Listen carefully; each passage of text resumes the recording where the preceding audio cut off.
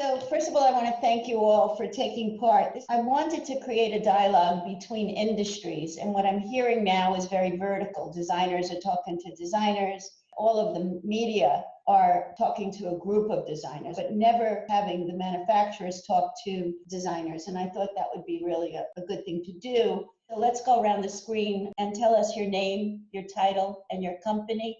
Hi, I'm Scott Burns. I work for nanimarquina, and I'm the Vice President of the Americas.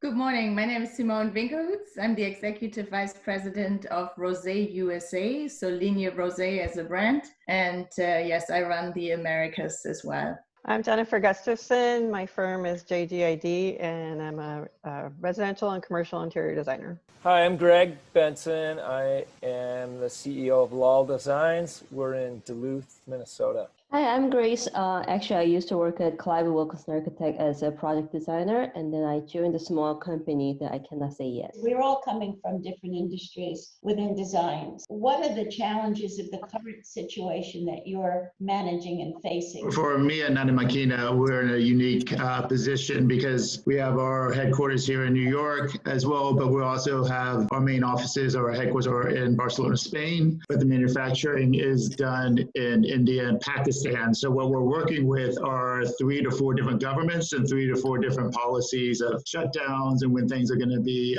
rolling out and things like that. And I think that's the biggest concern or issue that we're dealing with, and how to communicate that with our end users, that particular collection is going to be delayed this amount of time. Trying to switch them from purchasing a custom rug to purchasing them a standard rug, which is already in stock in Barcelona. The biggest challenge is trying to communicate when the projects or when the orders will be shipping. Not only telling them the first time, but having to change that next week because it's ongoing, right? Every day is a different story. Nowadays, even though we are very used to work on like a kind of GBC or a video conference call or calls, but we are not physically there with either clients or the designer. It has been almost 4 weeks, because before we are kind of the people who likes to have like a physical interaction. So there is a kind of limitation what you can do with everyone, because like people can say things, but it's not like you can show the finishes in person or reading the person, because there's a lot of things that happening in their motion. That's something that I cannot catch. I think that was a really big problem. And then also people are having a little bit more mental issues. That I'm getting a lot of phone calls from the people around, designer friends that experience that either they feel a little bit more lonely as well, because they felt like always isolated in their own pod, meaning working from home, so they don't see anyone. So there's another side effect about it that we have to deal with. Also, people are really worried about what's happening, because I'm hearing a lot that construction is going to be on hold, and then people are not sure how it's going to last. Prior to this, we were in an expansion mode. We've been fairly busy. We're a 14-person firm. I was going to hire probably 3 more people. Now I think we're putting that expansion plan on hold. We're reaching out to all our clients to ensure that certain projects are going forward. A lot of the stuff that we were doing is under construction. And as of today, the stuff in the city has stopped. We have like 5 houses that we're doing out in Fire Island, and those guys are still working. The issues that we're trying to resolve now is trying to collect money. So we've been calling people up and asking them to send us money. So for the most part, we're dealing with real estate companies. Someone offered to messenger a check to my apartment today, which I gratefully accepted. We've been having a lot of go-to meetings with consultants and with the clients. We did 2 presentations last week, but we had sent around PDFs in advance if they had questions or if they couldn't see it or whatever. And I think both presentations went well. What I've been trying to do is call every person that works for me every day. And then at the end of the day, we have a group phone call. We always do margaritas on Thursday. So last week we had Zoom margaritas. And that's what we're trying to do. I'm just trying to adapt. I'm trying to be flexible, keep my sense of humor, and go forward. With things changing daily, what is the best way to update or communicate with your clients and customers?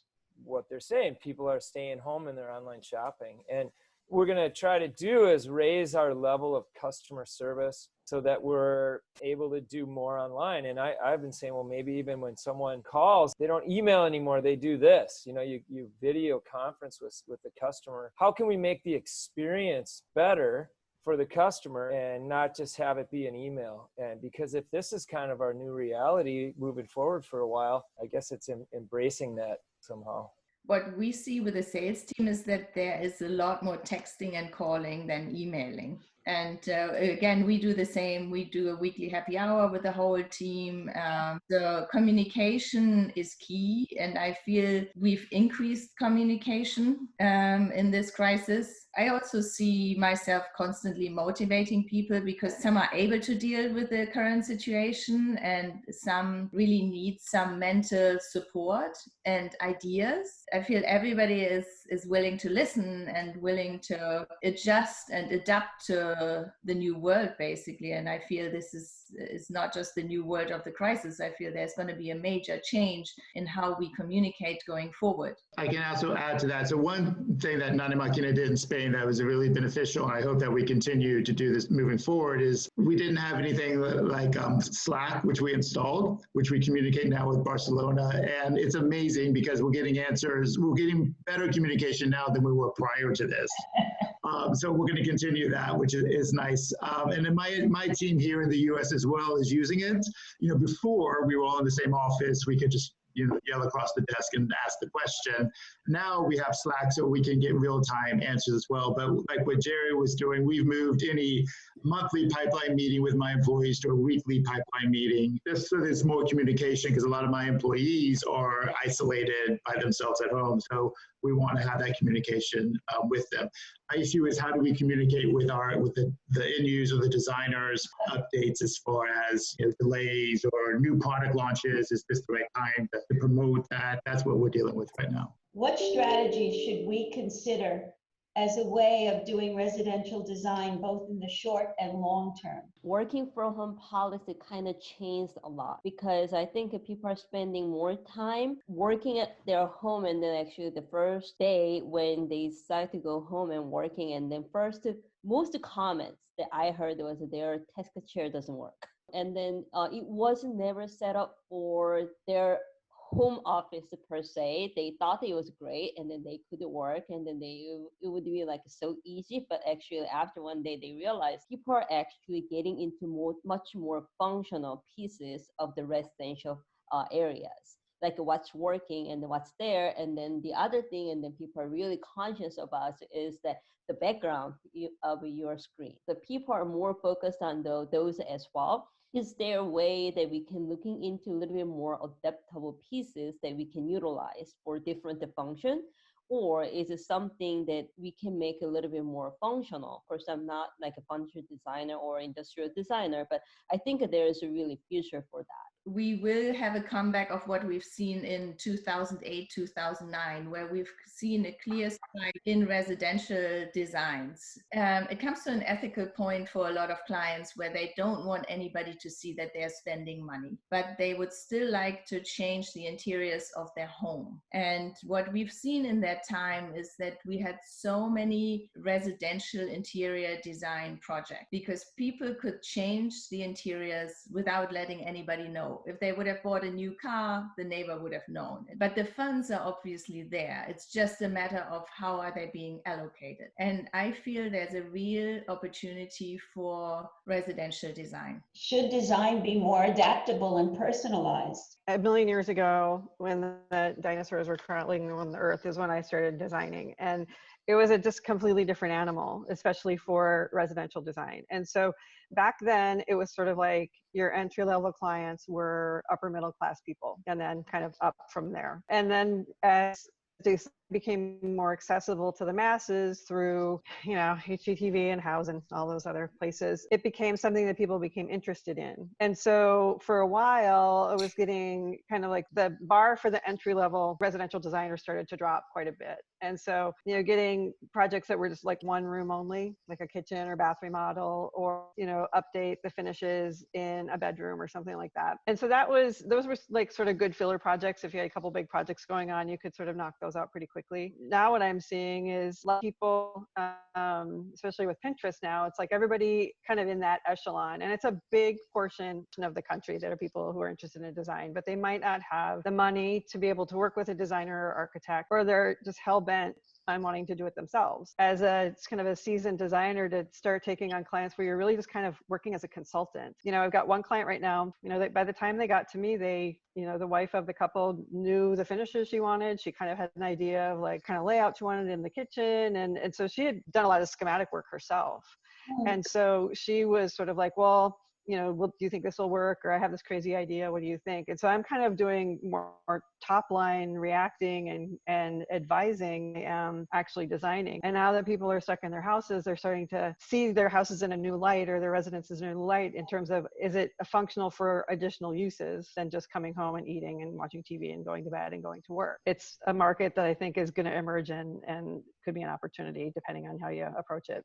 We got a new client last week. And the guy called me and said, everybody's working from home. This would be a great time to redo these offices. So we're actually preparing a new scheme for the guys' offices out in Queens. There was some way of parlaying that, because offices are empty. This would be a good time to do a rethink. We sell a set of house plans for an A-frame, and I've been getting a bunch of emails and inquiries about selling those house plans. And the houses that we have under construction in Fire Island, those clients are like clamoring. They want to get in. They do not want to be stuck in New York City for the summer. They want to be able to get out to their house at the beach. So in that regard, we're pretty busy. And then our biggest project, the schedule for that project was we weren't going to start construction until January of 2021. So essentially that project hasn't been affected by any of this. We're still doing the same things. Instead of meeting in person, we're meeting with Zoom. I think there's a lot of resistance, either from clients or designer side, that people were very not optimistic about working from home before. And then now this is a kind of new, kind of normal for everyone. I think I want to see something positive that they want it.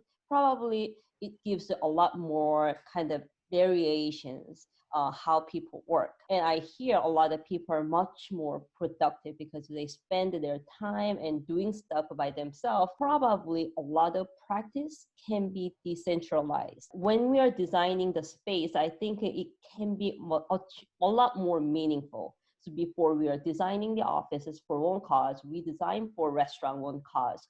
But that model is dying right now. We are in the moment of we can shift our ideas, how to approach the design. The 2008 housing crisis, hit pretty quickly and hard and hit the economy hard. And it was a long time to recover for that. It was years before we recovered. With this crisis here, we're having people at home. I don't think it's going to be that long time. We're looking at getting the economy back up and running by, the summer, hopefully. And then that's the opportunity to really look at your residential clients who have spent time at home, who want to move forward with design. So I do think outside the housing crisis that there is an opportunity here come this summer with the resident. How can designers and manufacturers help each other during this crisis? If you had your wish, what would you want from the other? I think what people are concerned about are the kinds of things that Greg's going through. We're doing this house, the windows are in the shop, the guys closed the shop. How do we get these windows? When can we get these windows? How do we stay on schedule or even pretend to be on schedule? And I don't know how you guys intend to deliver stuff that we order.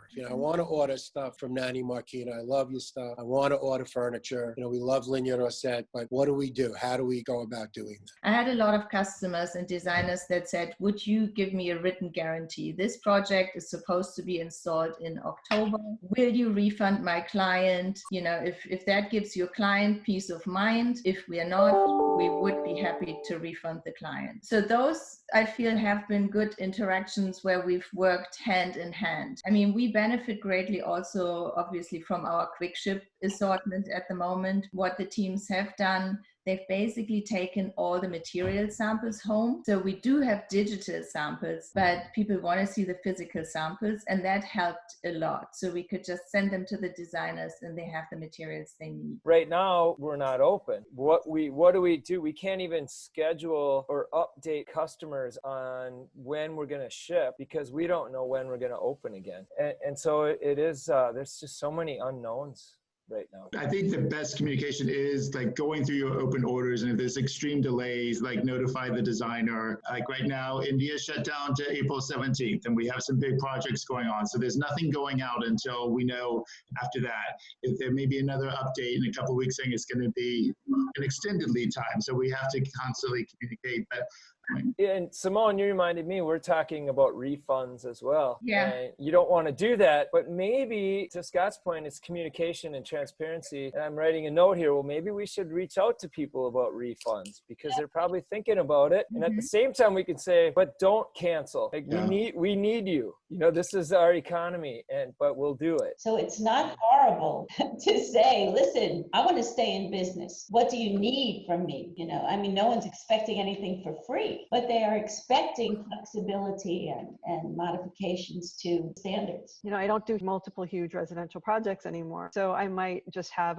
like 1 or 2 big projects a year. So that means I'm in the process of sourcing furniture and purchasing maybe once a year. And so when I go back the next year, nobody's there that was there before. Nobody, I don't know who to talk to. And being able to see someone when you're talking to them instead of this endless email train back and forth that you get like maybe 60% of your questions answered. It's just like, it's much more efficient and it feels more connected. What is your hope for design's future and for the future of your firm? I'm hoping that my business survives, obviously, that I can sustain the group of people that work for me now. Some of them have been with us like 20 years. We have to work smarter and we have to be really in touch with our clients. I work for a lot of real estate companies. They're going to experience buyer's market. And then once people are allowed to start building, we can start building again. I'm wondering how we can actually make people's life better, because I think people are getting more attention to the design, and then they're very focused on what they're seeing, what they feel, and what they experience. And so I'm very excited about these challenges actually. And just that we were able to adapt to this, you know, something that is going to be new and that will keep going. I mean, nobody wants to go out of business. Survival and sustain and people and maintaining relationship. Being able to understand psychology and the motivations of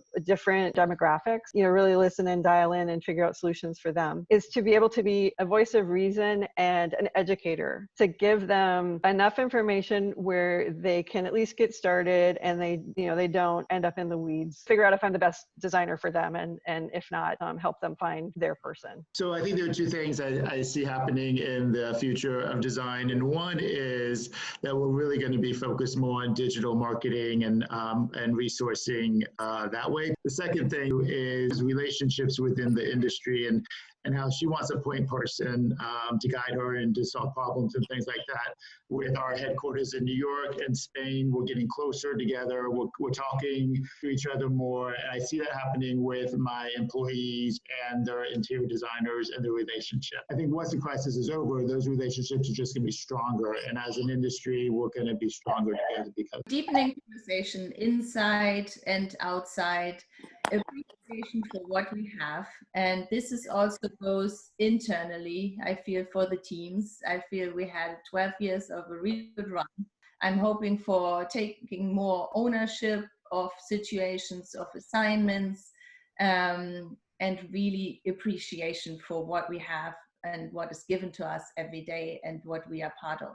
I'm so happy, you guys. You were amazing. I would like to thank you, Beth, for putting this group together and for us to have the opportunity to have this exchange, because I feel we've learned a lot from each other, and it helped to understand each other's position that we are all in. And it's clearly also a motivator for all of us to get through these times and to get strong through these times. Thank you.